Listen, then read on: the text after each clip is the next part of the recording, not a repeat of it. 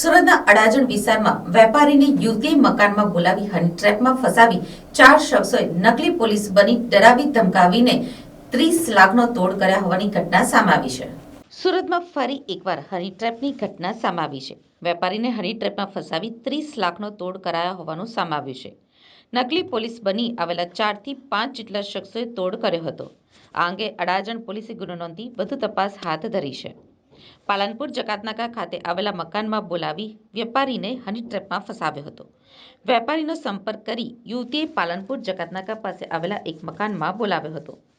અંદરથી દરવાજો બંધ કરતા જ નકલી પોલીસ બની આવેલા 4 જેટલા શખ્સોએ વેપારીને ડરાવ્યો અને ધમકાવ્યો હતો।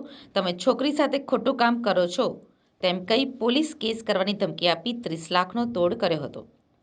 મહેશ વિહાભાઈ રબારી, અશ્વિન ઉર્ફે ગોપાલ રબારી સહિત અન્ય 2 ઈસમો નકલી પોલીસ બની આવી ગયા હતા, જ્યાં ખોટા કેસમાં ફસાવી દેવાની ધમકી આપી લાખો રૂપિયાની રકમ પડાવી હતી।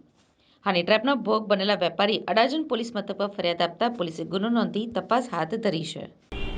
અડાજણ પોલીસ સ્ટેશનમાં એક હની ટ્રેપનો ગુનો દાખલ કરવામાં આવ્યો છે, જેની અંદર આ કામના જે આરોપીઓ છે એ લોકોએ અગાઉ પ્લાન કર્યું એ મુજબ પાલનપુર જકાતનાકા બાજુ રૂમ પણ ભાડે રાખેલું હતું અને આ કામને જે ભોગ બનનાર છે એને વિશ્વાસમાં લઈ અને એને ત્યાં રૂમમાં લઈ ગયા અને રૂમ અંદરથી પેલા જે બેન હતા એને બંધ કરી દીધું અને પછી અચાનક 2-3 જણા અંદર જતા રહ્યા ખાનગી કપડાં। હવે અડાજણ પોલીસ સ્ટેશનમાંથી પોલીસવાળા છીએ અને અમે તમે આવા ધંધા કરો છો, તમે છોકરીને આવી રીતના કરો એમ કરી અને એના સાથે જ આ કરી અને તમને જેલમાં જવું પડશે, આમ કરશે એને મારવાની બી એમને કોશિશ કરી।